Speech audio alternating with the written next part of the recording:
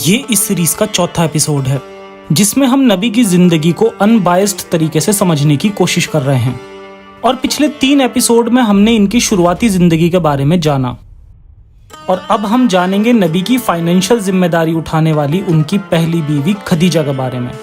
خدیجہ سے شادی کی وجہ، شادی کے وقت ہوئی دھوکے بازی، جھوٹ اور مکاری، اور ساتھ ہی خدیجہ کی عمر پر جھوٹ بولنے والے اسلامک دعووں کی جانچ بھی کریں گے۔ آج کے ایپیسوڈ سے ہمیں اسلام کی نیو کی پہلی اینٹ کی پوری جانکاری ملے گی، تو بنے رہیے ویڈیو کا آخر تک، اور شروع کرتے ہیں انسانیت کے نام سے۔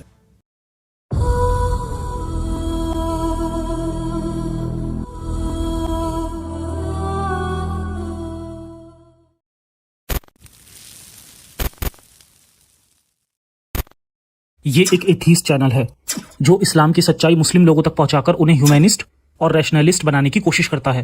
ہمارا مقصد مسلم لوگوں کے پرتی کسی طرح کی نفرت پھیلانا یا انہیں نیچے دکھانا نہیں ہے۔ تا محمد، جس کے پچھلے ایپیسوڈ میں ہم نے دیکھا کہ کس طرح محمد کو ان کے بچپن میں ہی ان کی ماں امینہ اور ان کے دادا عبد المطلب کا ساتھ چھوٹ جانے کی وجہ سے ان کے چچا ابو طالب نے محمد کی تربیت یعنی دیکھ بھال کی۔ دادا ابو مطلب کی طرح ہی ان کے چچا ابو طالب نے بھی انہیں اپنی خود کی اولادوں سے بھی زیادہ پیار دیا، لیکن بدلے میں نبی نے انہیں آگے چل کر لعنتوں اور دوزخ کی دھمکیوں کے علاوہ کچھ نہیں دیا۔ بچپنے کی ان گھٹناؤں کے بعد جب محمد بالغ ہو گئے اور ان کی عمر قریب 25 سال کی ہوئی، تب انہوں نے اپنے چچا ابو طالب سے اس کی بیٹی جس کا نام فختیہ بنت ابو طالب تھا، جسے ہانی بھی کہا گیا، جو کہ علی کی بہن تھی، ان کا ہاتھ مانگا۔ جب محمد نے اپنی اس کزن سے شادی کرنے کی گزارش ابو طالب سے کی تو ابو طالب نے محمد کو صاف منع کر دیا۔ ابو طالب نے اپنی بیٹی ہانی کا نکاح محمد سے نہ کرا کر اس کا نکاح کسی دوسرے شخص سے کرا دیا، جو کہ دولت کے معاملے میں ان سے بہتر تھا۔ ابو طالب اپنی بیٹی کا نکاح محمد سے کرنے کے لیے اس لیے راضی نہیں تھا کیونکہ ان کی فائنینشیل کنڈیشن اچھی نہیں تھی۔ عمر کے اس پڑاؤ میں بھی نبی اپنے پیروں پر کھڑے نہیں ہو پائے تھے، جبکہ یہ وہ دور تھا کہ لوگ کم عمر میں ہی اپنے پیروں پر کھڑے ہو جایا کرتے تھے۔ ابو طالب سچ میں محمد کی بہت پرواہ کرتا تھا اور یہ بات اچھے سے جانتا تھا کہ ہانی کو محمد بہت پسند کرتا تھا اور اس سے شادی بھی کرنا چاہتا تھا، مگر ابو طالب نے کسی وجہ سے محمد کو ہانی کا ہاتھ دینے سے منع کر دیا۔ اسلامک اسکرپچرز میں اس بات کی زیادہ ڈیٹیل نہیں ہے کہ آخر کیا وجہ رہی کہ محمد کو اتنا سپورٹ کرنے والا ابو طالب اس موقع پر محمد کے خلاف تھا۔ اسلامک اسکالرز کی مانے تو ابو طالب آرتھک تنگی کی وجہ سے اس رشتے سے راضی نہیں ہوا، مگر اتنی وجہ کافی نہیں ہے۔ یقیناً وہ محمد کی دماغی حالت سے واقف ہو چکا تھا، اسی لیے وہ اس رشتے سے بالکل راضی نہ ہوا، اور ایک بار پھر محمد نے خود کو بے سہارا محسوس کیا۔ محمد سچ مچ ہانی سے بہت پیار کرتا تھا، اور ہانی بھی اس بات کو بہت اچھے سے سمجھتی تھی، یہاں تک کہ جب محمد نے فتح مکہ کی اس وقت ہانی نے اسلام قبول کر لیا، اور یہ اس وقت محمد سے شادی کرنے کے لیے راضی بھی ہو گئی، مگر اس وقت محمد نے یہ شادی کرنے سے منع کر دیا اور کہا کہ اب بہت دیر ہو گئی ہے۔ خیر، کہا جاتا ہے کہ محمد کا مزاج باقی لوگوں سے بہت الگ تھا، اور محمد ہمیشہ اپنے ہی خیالوں میں گم رہتا اور کسی سے بھی زیادہ بات چیت نہیں کرتا تھا، اور نہ ہی محمد کے پاس کوئی روزگار تھا۔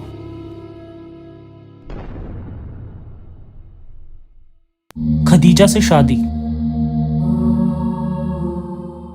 محمد بچپن سے ہی ابو طالب کی رکھوالی میں دیکھ ریکھ میں پل بڑھ رہا تھا، اور پھر ایک وقت وہ آیا کہ 25 سال کی عمر میں محمد کو ابو طالب نے خدیجہ کے پاس نوکری دلوائی۔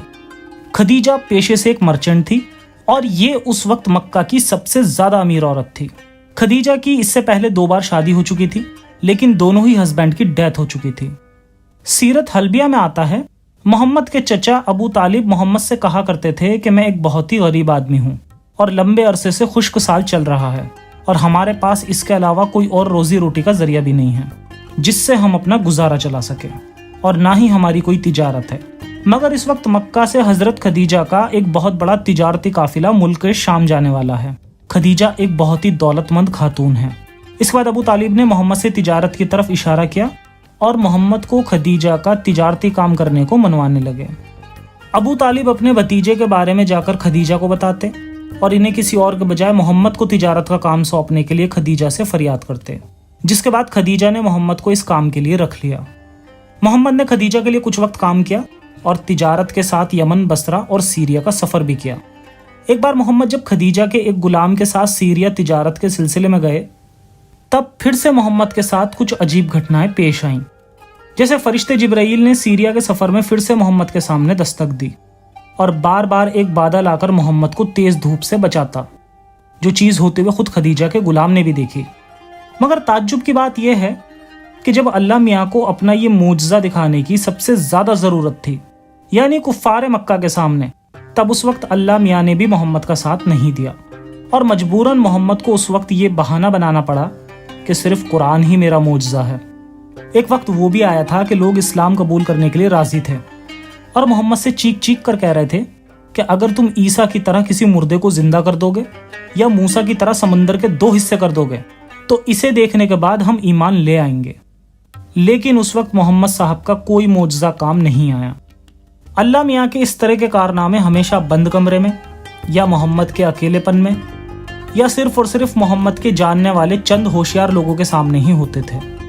اسی لیے پوری دنیا چھوڑ کر صرف اور صرف 4 لوگوں کے سامنے چاند کے ٹکڑے ہونے اور خدیجہ کے غلام کے سامنے ہونے والے معجزات کی کہانی کتنی سچی ہوگی، اس کا اندازہ لگایا جا سکتا ہے۔ سب سے بڑا لاجک یہ بھی لگایا جا سکتا ہے کہ اپنے پیارے نبی کو دھوپ سے بچاتا اللہ جنگ احد کے وقت ان کے دانت ٹوٹنے سے کیوں نہیں بچا سکا؟ کیا صرف اس لیے کہ وہاں زیادہ لوگ تھے اور معجزہ دیکھنے والوں کی تعداد زیادہ ہوتی تو اسلام اور تیزی سے پھیلتا اور اتنی مار کاٹ بھی نہ ہوتی؟ تو کیا یہ خدا مار کاٹ سے ہی اپنا مذہب پھیلانا چاہتا تھا، یا یہ خدا تھا ہی نہیں اور محمد کی خود کی سوچ سے پیدا ایک کردار تھا؟ خیر، یہ لوگ جب سیریا سے تجارت کر کے آئے اور خدیجہ کو محمد کے بارے میں ہوئی اس عجیب گھٹناؤں کے بارے میں بتایا گیا تو محمد کا معاملہ دیکھ کر خدیجہ نے سارا واقعہ ترنت اپنے چچیرے بھائی ورقہ بن نوفال کو بتایا کہ کس طرح تجارت کے وقت محمد کے ساتھ الگ الگ گھٹنائیں پیش آئیں۔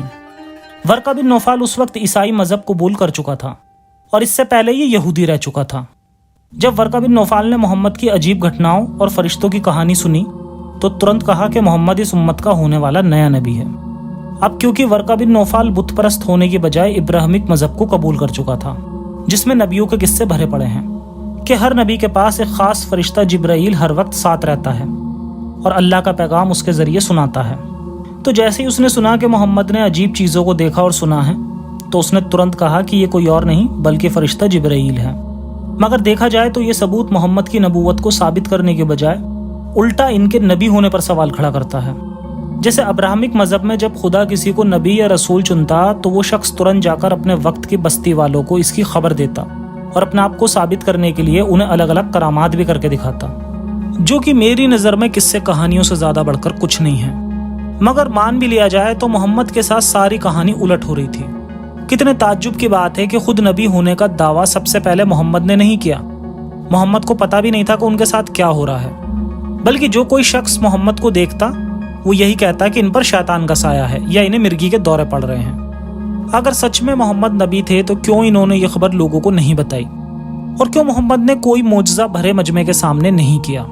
محمد کی بیماری ان کے ساتھ زندگی بھر بنی رہی اور خدیجہ اور اس کے بھائی ورقہ بن نوفال بار بار کہتے رہتے کہ اس کے پاس فرشتہ جبرائیل آیا ہے، جبکہ خود محمد کو بھی نہیں پتا تھا کہ ان کے ساتھ کیا ہو رہا ہے۔ آخرکار جب آگے چل کر ان کی عمر 40 سال کی ہو گئی تب اسے یہ دعویٰ کرنے پر مجبور ہونا پڑا کہ اس نے جو دیکھا وہ کوئی اور نہیں بلکہ جبرائیل ہی تھا۔ خیر، جب ورقہ بن نوفال نے خدیجہ کو بتایا کہ مجھے لگتا ہے کہ محمد ایک ہونے والا نبی ہے، تب ترنت خدیجہ نے محمد سے شادی کرنے کا من بنا لیا۔ حلبیہ میں آتا ہے، جس کے بعد خدیجہ نے فوراً اپنی ایک غلام کے ذریعے اپنے بڑوں کو اطلاع دیے بغیر خفیہ طور پر انہیں محمد کے پاس بھیجا تاکہ وہ خدیجہ کے ساتھ شادی کرنے کے لیے راضی ہو جائیں۔ انہوں نے محمد کے پاس جا کر کہا کہ اے محمد، تم شادی کیوں نہیں کر لیتے؟ اس پر محمد نے جواب دیا کہ بھلا میرے پاس رکھا ہی کیا جو میں شادی کروں، یعنی میں بہت غریب ہوں، اسی لیے ابھی شادی نہیں کر سکتا۔ اس کے جواب میں کہا کہ کیا ہو اگر آپ کو مال و دولت کے ساتھ ساتھ خوبصورت اور عزت دار عورت خود ہی آپ کے نکاح میں آ جائے تو کیا آپ قبول کریں گے؟ اس پر محمد نے پوچھا کہ بھلا وہ کون ہے؟ انہوں نے کہا کہ خدیجہ آپ سے نکاح کرنا چاہتی ہیں۔ پھر محمد نے جواب دیا کہ وہ تو دولت مند خاتون ہیں جبکہ میں تو نادان غریب اور یتیم ہوں، اور اس کے بعد یہ شادی کرنے کے لیے تیار ہو جاتے ہیں۔ جب خدیجہ اور محمد کی شادی کی خبر محمد کے چچا ابو طالب کو بتائی گئی تب یہ حیران ہو گئے کہ یتیم محمد سے خدیجہ شادی کرنا چاہتی ہیں۔ پھر انہوں نے فوراً اس رشتے کے لیے ہاں بول دیا، جس کے بعد ان سے کہا گیا کہ آپ کل ہمارے گھر نکاح کے لیے فلاں وقت تشریف لے آئیے۔ دھوکے بازی۔ سیرت حلبیہ اور مسند احمد کی حدیث ہے کہ ابن عباس سے مروی ہے کہ حضرت خدیجہ کے والد ان کی شادی کسی اور سے کرانا چاہتے تھے، مگر خدیجہ نے شادی کے لیے محمد کو چنا، وہ بھی ورقہ بن نوفال کے مشورے پر۔ پھر محمد سے نکاح کے وقت ایک دعوت رکھی گئی جس میں شراب کا بھی انتظام کیا گیا۔ خدیجہ نے اس دعوت میں اپنے والد اور قریش کے کچھ لوگوں کو بلوایا۔ جب یہ لوگ دعوت میں آئے تو انہوں نے ان لوگوں کو خوب شراب پلا دی۔ اس وقت خدیجہ نے اپنے والد سے کہا کہ محمد بن عبداللہ سے میرا نکاح کرا دیجیے۔ انہوں نے شراب کے نشے میں رشتہ قبول کر لیا، جس کے بعد خدیجہ نے رواج کے مطابق اپنے والد کو خوشبو لگائی اور ان پر لباس ڈال دیا۔ جب خدیجہ کے والد کا نشہ اترا اور انہوں نے وہاں کا منظر دیکھا تو کہا کہ یہ سب کیا ہے؟ خدیجہ نے کہا آپ نے خود ہی میرا اور محمد کا نکاح کرا دیا۔ انہوں نے کہا کہ میں بھلا تمہارا نکاح ابو طالب کے یتیم بھتیجے سے کیوں کراؤں گا؟ جس کے بعد خدیجہ نے کہا کہ اب کیا قریش کی نظروں میں اپنے آپ کو بے وقوف بتاتے ہوئے اور لوگوں کو یہ بتاتے ہوئے کہ آپ نشے میں تھے آپ کو شرم نہیں آئے گی؟ اور پھر یہ سن کر ان کے والد کو بھی اس شادی سے مجبوراً راضی ہونا پڑا۔ اس سے صاف ظاہر ہوتا ہے کہ خدا کے نبی اپنی پہلی شادی بھی دھوکے بازی سے کر رہے ہیں۔ کیا خدیجہ اپنے فادر کو یہ ایکسپلین نہیں کر سکتی تھی کہ یہ خدا کے نبی ہیں؟ صاف پتہ چلتا ہے کہ کہانی کو روحانی بنانے کی خاطر اس میں کچھ ملاوٹ بھی کی گئی ہے۔ ہوا یہی ہوگا کہ خدیجہ اور محمد دونوں نے اپنی ضرورتیں پوری کی۔ خدیجہ جس کی زندگی میں اکیلا پن تھا اور اسے ایسے شخص کی ضرورت تھی جو اس کا ہسبینڈ تو ہو لیکن اس کے اس زمانے کے مطابق اس پر حکم نہ چلا سکے، جس کے لیے محمد پرفیکٹ میچ تھا، کیونکہ خود میں ہی ڈوبا رہنے والا اور ہمیشہ اپنی مانسک بیماریوں سے پریشان انسان بھلا کیا حکم چلائے گا، خاص کر جب خدیجہ کے پیسے کا اس پر روب ہو۔ دوسری طرف محمد جو کہ بہت غریب تھے، انہیں خدیجہ سے پیار ملا اور پیسہ ملا جس کی انہیں اس وقت سب سے زیادہ ضرورت تھی۔ خیر، اب دیکھتے ہیں وہ جھوٹ جس کی آڑ میں خدیجہ کی عمر کو لے کر اسلامسٹ لوگ جھوٹ بولتے ہیں اور کئی بار اس کا استعمال 53 سال کے نبی کی 6 سال کی عائشہ سے شادی کو صحیح ٹھہرانے کے لیے بھی استعمال کرتے ہیں۔ یہ کہتے ہیں کہ نبی نے 25 سال کی عمر میں جب 40 سال کی خدیجہ سے شادی کی تو کیا پرابلم ہے اگر ایک بچی سے بھی شادی کر لی؟ ویسے تو یہ آرگیومنٹ بھی اپنے آپ میں کمزور ہی ہے اور 6 سال کی معصوم عائشہ کے حق چھینے جانے کو جسٹیفائی نہیں کیا جا سکتا، لیکن پھر بھی یہاں مینشن ہونا ضروری ہے کہ اسلامک کتابوں سے ہمیں یہ بھی پتہ چلتا ہے کہ خدیجہ کی عمر 40 نہیں بلکہ 25 سے 28 سال کی تھی۔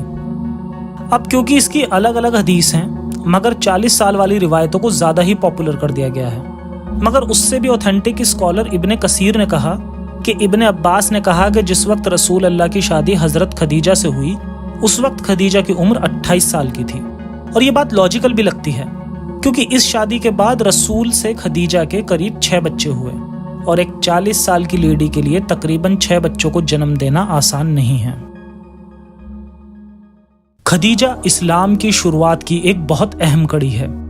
وہ اس وقت کی سب سے سفل بزنس ویمن ایسی ہی نہیں تھی، حالانکہ یہ بھی نہیں کہا جا سکتا کہ خدیجہ نے اسلام کی شروعات کروائی تاکہ وہ پیسے کما سکے۔ دراصل خدیجہ نے اپنے بھائی ورقہ بن نوفال کے ساتھ مل کر یہ کھیل کیول اس لیے کھیلا تاکہ محمد کو اس بات کا احساس نہ ہو کہ وہ ایک مینٹل پیشنٹ ہے، محمد کہیں دکھ سے سوسائیڈ نہ کر لیں۔ صرف اس لیے خدیجہ نے یہ سب کیا۔ خدیجہ نے اپنے مرتے دم تک محمد کا ساتھ دیا اور ان کے ہر پاگل پن کو فرشتے کی تعمیل اور خدا کے آدیش سے جوڑا۔ شروعات میں خدیجہ کے ہاتھوں شروع ہوا یہ کھیل کچھ خطرناک لوگوں کے ہاتھ چڑھ گیا، اور پھر جو ہوا وہ کبھی خدیجہ نے اپنے سپنے میں بھی نہیں سوچا ہوگا کہ ایسا ہوگا۔ جڑے رہیں اس سیریز کے ساتھ اور دیکھیں گے کہ کیسے دھیرے دھیرے یہ سب ایک مذہب کا روپ لینے لگا جو دنیا میں دوسرا سب سے بڑا مذہب سمجھا جاتا ہے۔